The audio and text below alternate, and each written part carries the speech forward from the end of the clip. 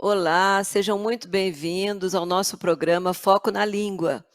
Eu sou a professora Tereza Cristina, coordeno vários cursos de pós-graduação, especialização aqui no Centro Universitário Internacional Uninter, todos eles relacionados à língua, língua portuguesa, literatura, língua inglesa, essa é a minha área. Minha formação é em linguística, meu mestrado e doutorado também, sempre relacionado com línguas, e esse programa tem como por finalidade e por objetivo abordar e discutir questões relacionadas à linguística, à língua, não apenas a língua portuguesa, mas a língua de um modo geral. Então, nós discutimos aqui assuntos concernentes à língua. Muito bem. E hoje nós temos uma convidada especial para conversar conosco, a professora Alexandra Alves. Professora Alexandra, seja muito bem-vinda e muito obrigada por ter aceitado o nosso convite. Eu que agradeço, professora, é um prazer imenso fazer parte e ser convidada, né? Me sinto realmente lisonjeada pelo convite. Muito obrigada mesmo. Muito bem. Então, para a gente saber um pouquinho da nossa convidada, vamos falar um pouquinho sobre a trajetória profissional da professora Alexandra. A professora Alexandra é professora há 20 anos. Como eu, e como acredito que isso seja até característica da nossa profissão, nós estamos sempre em constante estudo, capacitação e formação. E com a professora Alexandra não é assim. Desculpa, não é diferente. Ela também está sempre estudando. Ela possui graduação em Letras, Português e Literaturas pela Universidade do Estado do Rio de Janeiro, onde também cursou sua pós-graduação em Sintaxe. Durante a pandemia, fez pós-graduação em competências profissionais, emocionais e tecnológicas pela PUC, do Rio de Janeiro. É pós-graduada também em redação pela Fundação Getúlio Vargas. É corretora de vestibulares e concursos a nível nacional. Atualmente é mestranda, está cursando mestrado em estudos literários, literatura comparada na UERJ, Universidade do Estado do Rio de Janeiro, onde também cursou a graduação. E tem uma grande experiência na área de língua portuguesa, em que atua profissionalmente, né, não apenas em língua portuguesa, mas também em literatura e redação, tanto no ensino fundamental quanto no ensino médio. Esqueci alguma coisa, professora Alexandra? Não, tudo certinho. É por Então, tá aí bom. mesmo. A gente, né? Vai aqui, vai ali, faz de tudo um pouco. Certo. Deixa eu te fazer uma pergunta, até mesmo pessoal, de repente, para a gente começar a nossa conversa. Por que que você é professora? O que que te levou a escolher essa profissão? Então, eu acho que é essa necessidade de conseguir, né, trazer a educação, trazer a língua, trazer esses estudos para uma realidade mais concreta. Porque na academia, eu não sei porque, eu sempre gostei muito de trabalhar com letras, né? Eu sou leitora, então a minha formação leitora é muito forte, eu comecei a ler muito cedo. Então, eu sempre tive vontade de cursar letras. Mas o que fazer com a graduação? Trabalhar no meio acadêmico, continuar a minha formação ou trazer essa área do academicismo para a prática? Então, eu acho que essa é a minha pergunta todos os dias, né? O que eu consigo levar da minha formação, do academicismo, da área acadêmica para a minha realidade em sala de aula? Porque nós temos que saber adequar a linguagem acadêmica com a linguagem que a gente passa todos os dias para os nossos alunos, né? Então, se a gente não consegue fazer essa ponte entre uma linguagem extremamente culta para a associação de um aluno que vai do sexto ao terceiro ano, então essa minha formação não tem validação. Eu preciso trazer, eu preciso traduzir esses conteúdos da academia, da minha formação toda, para que meu aluno consiga me entender claramente e para que ele consiga também ter um conhecimento sólido, uma formação autônoma. Então, eu acho que é essa minha vontade de querer estar ali formando pessoas melhores, cidadãos melhores, falantes da língua, escritores. Acho que é essa é o que me move como professora. E é linda essa formação e é linda essa sua escolha. E não é mentira quando nós dizemos que todas as outras profissões passam aqui na nossa mão, né? Nós estamos lá dando Sim. nossa pequena contribuição a todos eles. Então, é uma formação que exige bastante, assim, desprendimento. Pode dizer, quem quiser dizer, pode dizer que a remuneração é ruim, que a valorização é pouca, mas a valorização pessoal compensa qualquer outro aspecto. Pelo menos essa é a minha visão, porque eu também sou professora. Minha formação é igual à sua, é em letras, então nós estamos todos no mesmo barco.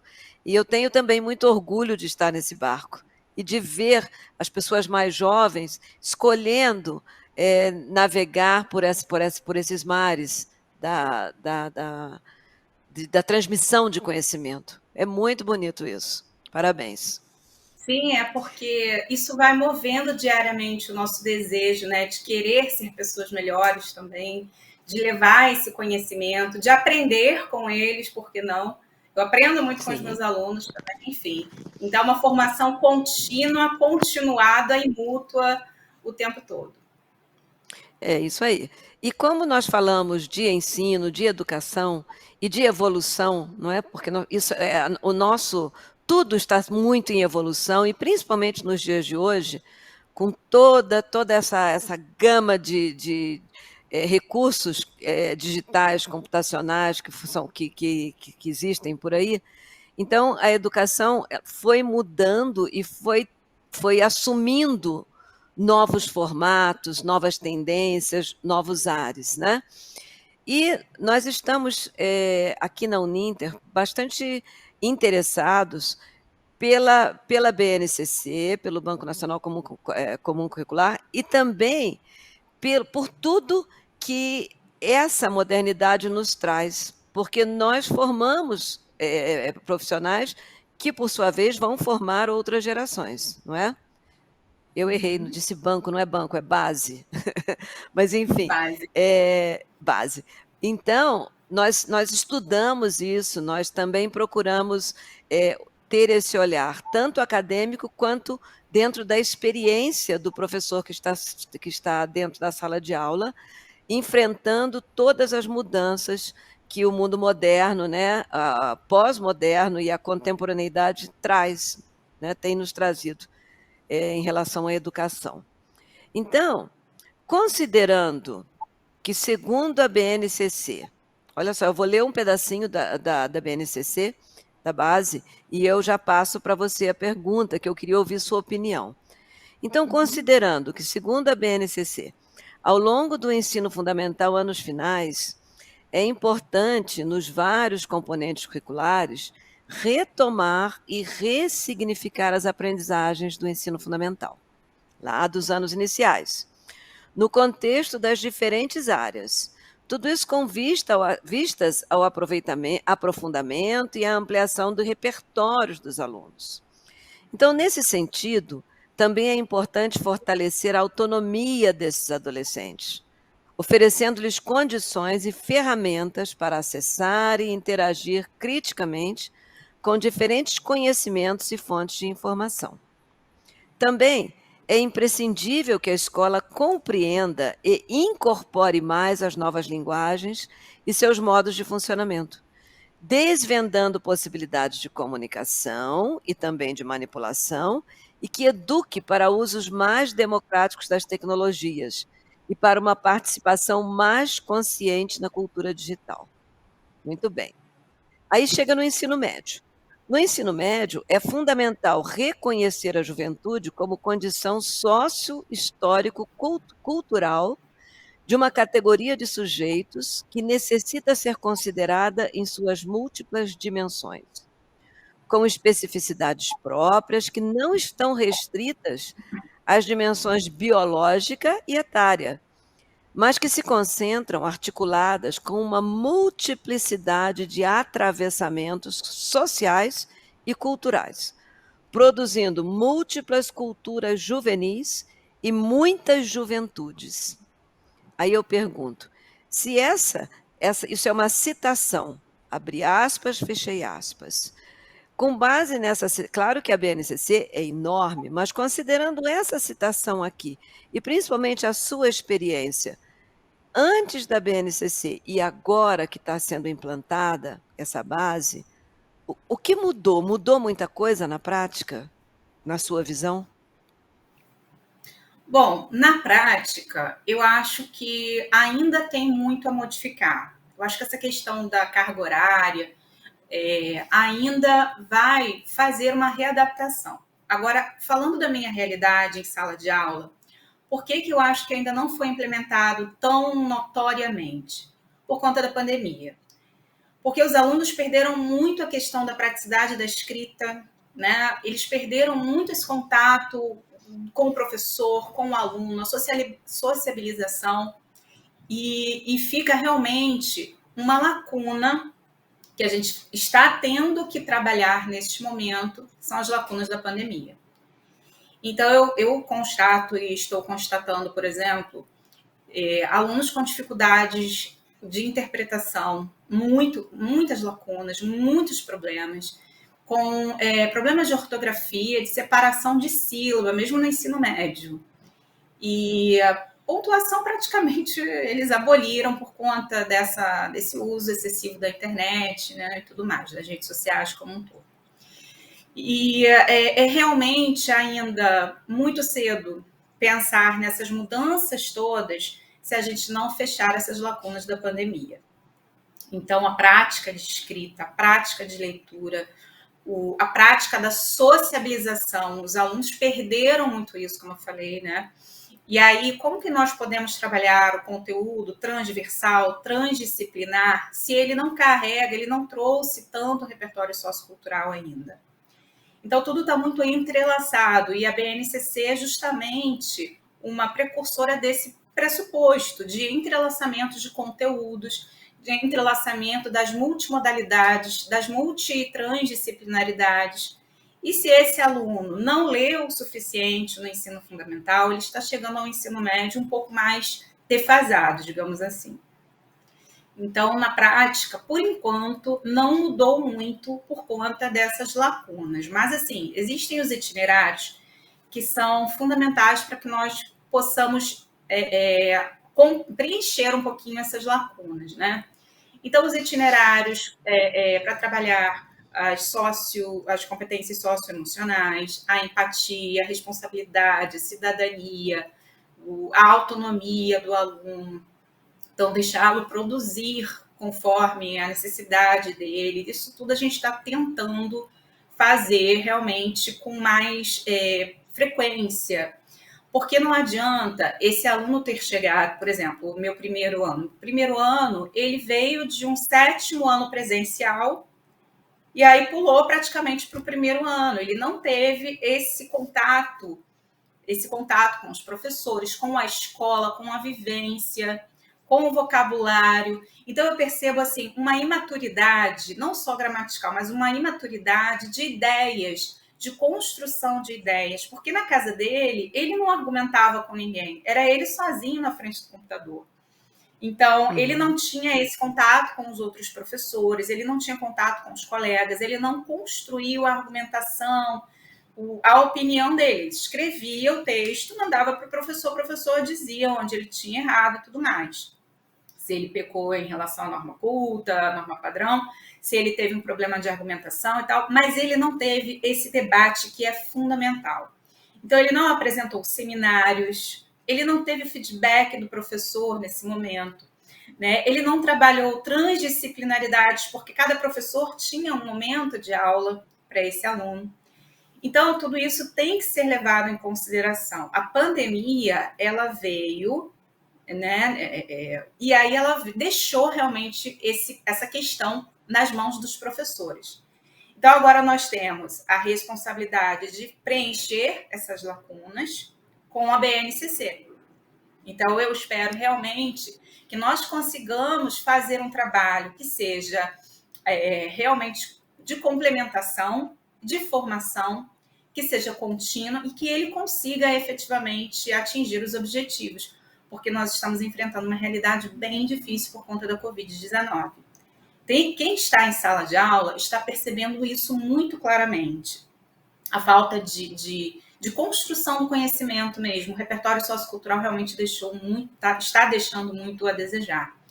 Então, essa é a minha realidade. Isso é o que o professor tem hoje em mãos. E o que nós vamos fazer com isso, né, é uma incógnita, mas cada um deve pensar direitinho. Acho que cada professor, dentro da sua área, tem que pensar em uma complementação para esses alunos, para que eles consigam caminhar mais sozinhos, mais autonomamente mesmo e atender a BNCC.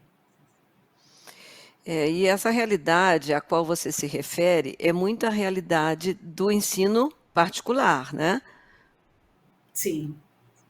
Pois é. Na Então, escola se pública, eu a gente creio que ainda na tem escola aí pública, uma parte bem agravante, que é tudo isso que você mencionou, que está sendo enfrentado pela escola particular. Agora vamos multiplicar por alguns números para chegar ao que está sendo enfrentado pelos professores e alunos da rede pública, não é? sim, as desigualdades, né?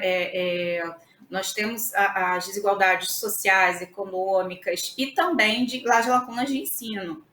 Então, assim, eu tenho colegas na rede pública que falam, gente, eu estou alfabetizando alunos de sexto e sétimo ano, porque eles não conseguem sequer entender o contexto de uma frase, uma tirinha, eles não têm essa abstração, eles não tiveram esse Uhum. contato. Então, tudo que às vezes a gente consegue fazer em sala de aula, um trabalho de interpretação mesmo, de apresentação de seminário, né? Qualquer trabalho que nós façamos em sala, realmente fica mais concreto para o aluno, porque ele está ali na prática, ele está fazendo aquela construção junto com o professor, junto com os colegas, está fazendo a sociabilização dele, como eu falei no início, e essa perda foi tão significativa que até para montar um grupo tem sido difícil. Muitos querem fazer sozinhos, porque nem isso eles conseguem mais. E a realidade da escola pública, eu creio que esteja ainda mais agravada pela pandemia em si. Né? Além das lacunas, além dos problemas todos enfrentados, ausência de internet na casa, muitas vezes ausência até de alimentos, né? Nós Sim. vimos assim algumas questões muito graves e nós vamos ajudando na medida do possível, mas realmente não dá para fazer muita coisa. Mas essa questão realmente é muito problemática no contexto social brasileiro. E aí eu acho que a gente precisa de uma política pública educacional efetiva neste momento para poder realmente e efetivamente a gente construir uma educação mais equânime, mais justa, mais ética, mais séria, mais responsável. Então, os professores estão aí para somar, mas eu acho que cada governo, né, cada estado deve também ficar responsável por essa política pública educacional. Fundamental que todo mundo venha em torno da educação para que nós possamos fazer um trabalho ao mesmo tempo, né, concomitantemente os professores, as famílias, os governos, as escolas, para que nós consigamos fechar essas lacunas e melhorar o nosso ensino. A gente precisa realmente muito disso. Precisa muito. O Brasil depende disso, o futuro do nosso país depende disso, né? Exatamente. Enfim. E aí eu fico me perguntando, esses alunos que já tinham lacunas, cujas lacunas foram aumentadas assim significativamente durante e pós-pandemia, como que eles enfrentam por exemplo, uma prova do nível do vestibular de escola pública? Ou mesmo até mesmo de escola particular. Eles não conseguem, eles não têm como fazer aquela prova. É assim, há momentos em que eu vejo, eu olho uma prova de vestibular e eu sinto assim, isso é um massacre. Eu tenho a sensação de que os nossos alunos, nossos adolescentes, sim, eles são massacrados naquele momento. Você não sente isso não, Alexandra? Extremamente. Eu falei isso hoje com uma turma de terceiro ano, inclusive, né? Porque eles têm 90 questões para resolver em 4 horas e ainda uma redação para fazer. Isso no Enem, né? No primeiro dia de Uhum. avaliação. Então, ele tem 2 minutos e 33 segundos, nós fizemos uma conta. tem 2 minutos e 33 segundos para fazer cada questão. Isso se ele fizer a prova e passar a limpo a redação dele em 1h30, o que é bem difícil acontecer, para que ele consiga uma nota assim, né, razoável. Então, é um massacre, uma forma de avaliação que não é justa.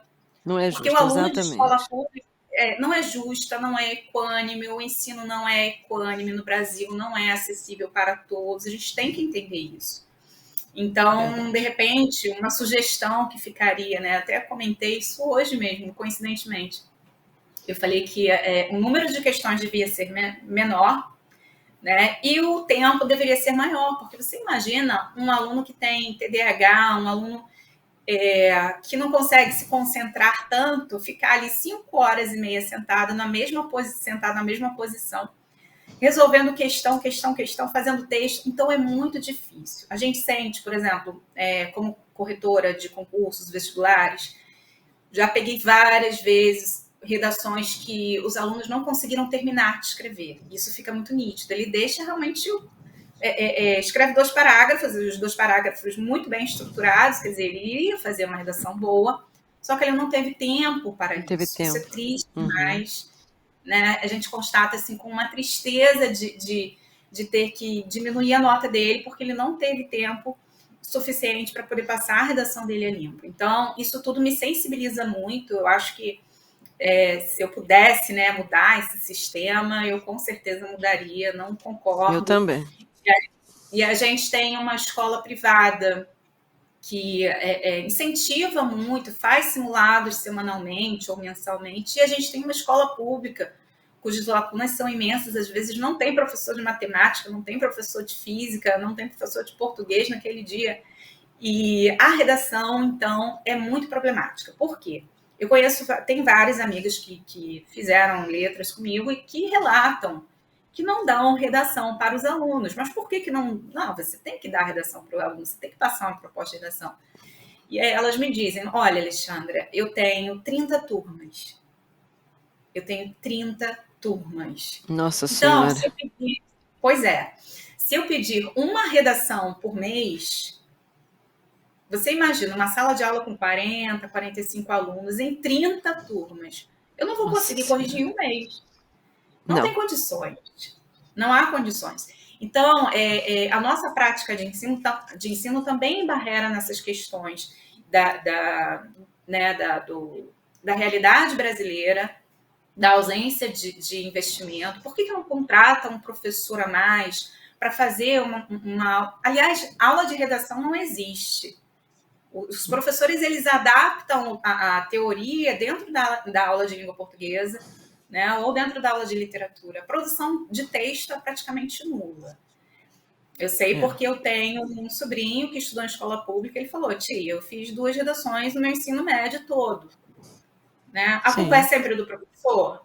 Veja bem, a demanda... né? Eu acho que é do sistema, de um modo geral. Exatamente. Então, enquanto nós temos alunos que semanalmente fazem 2 redações, 3 redações num cursinho, num pré-vestibular, num colégio renomado, nós temos também o outro lado desse aluno que escreve 2, 3 redações ao longo de 1 ano, de 2 anos e de 3 anos, do ensino médio todo. É muito injusto, né? É muito injusto. E aí a gente chega a uma avaliação de 5h30, que o aluno tem que fazer a proposta de redação, tem que atender a todos os critérios e tem que resolver ainda as 90 questões. Né? Isso num período que é surreal, em 2 minutos e 33 segundos, para marcar no cartão resposta, porque são 90 questões, imagina, marcar as 90 questões, e ainda passar a limpo a redação. Quer dizer, às vezes não dá tempo. Infelizmente, quem sabe esse programa alcance algum, não sei, alguém bem do meio educacional que faça essa pessoa refletir um pouquinho sobre a opinião de dentro de sala de aula, opinião de quem realmente vive o problema, né? Para ver se a gente começa de verdade a mudar um pouco essa realidade. Bom, deixa eu te fazer, nós temos ainda 5 minutos, eu posso te fazer mais uma pergunta bem rápida. Então, vamos dizer o seguinte, falamos um pouquinho sobre o ensino fundamental e chegamos lá no vestibular. Mas, em relação ao ensino médio, veja essa citação. Considerar que há muitas juventudes, que existem muitas juventudes, implica organizar uma escola que acolha as diversidades, promovendo de modo intencional e permanente o respeito à pessoa humana e aos seus direitos. Aí fica a minha pergunta: você acha que isto está sendo alcançado ou será alcançado com a BNCC? Eu espero que sim, né? Mas para quem conhece a realidade da escola, sabe que muitas vezes nós não temos internet na escola pública, né? Não temos a disponibilidade de computadores, por exemplo. Então, eu creio que essas lacunas ficarão ainda maiores. Existem muitas questões que são maravilhosas na utopia da BNCC, porque imagina você montar uma aula com um professor de geografia, história, sociologia, literatura, uma aula maravilhosa, em que os alunos se sintam engajados, se sintam motivados de estudar, maravilhoso. Só que você chega, por exemplo, na realidade de uma escola pública e está faltando o professor tal, não tem internet para colocar o vídeo de que nós precisamos, não tem o papel para ele fazer a redação. Então, assim, trabalhar para que esse sistema seja o mais equânime possível, porque a escola privada já conseguiu e vai conseguir esse objetivo. Pode ser que demore um pouquinho mais, pode ser que demore um pouquinho menos, ok, mas nós vamos conseguir. Só que a minha preocupação é justamente refletir sobre o contexto social brasileiro, sobre o asseguramento, né? Assegurar para todo aluno, para que todo aluno tenha a mesma condição de ingresso na universidade pública, por exemplo.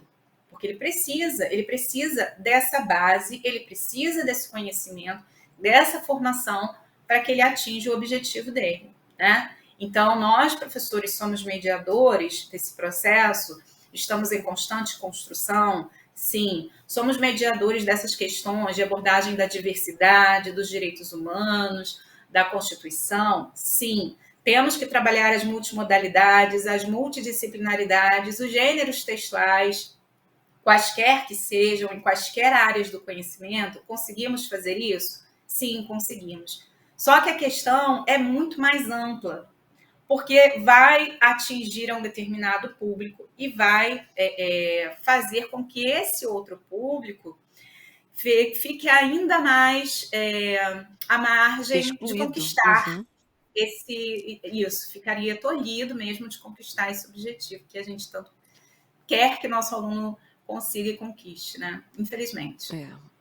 Então, isso tudo nos leva a uma reflexão muito grande, porque se fala muito sobre inclusão, mas essa inclusão não tem que ser utópica, ela tem que acontecer efetivamente.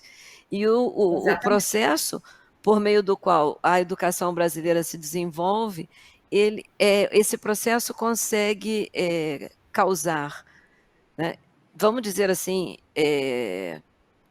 não estou dizendo que as coisas são planejadas para isso, não é isso. Mas ele pode causar muita exclusão no lugar do que realmente tem que ser almejado, que é a inclusão, que é a educação para todo brasileiro, para a nossa população, não é? Então, nós precisamos Exatamente. realmente pensar sobre isso. E esse programa realmente aborda as questões linguísticas e também as questões educacionais. Então, um dos objetivos é nos levar, como cidadãos, a pensar sobre o problema da educação no Brasil. Eu acho que a professora Alexandra foi brilhante em tudo que ela explanou aqui, em todas as colocações que foram feitas, e os ouvintes vão realmente, digamos assim, pensar, refletir sobre todos os problemas que aqui foram abordados, relacionados a não só à BNCC, mas à educação brasileira como um todo. Não é, professora? Eu acho que o nosso objetivo é esse, e eu parabenizo você e a escola onde você trabalha, os seus alunos, por te terem como professora, porque eu percebo a sua qualidade, meus parabéns, e percebo também que é nas suas mãos e nas mãos de pessoas como você que a educação brasileira vai crescer.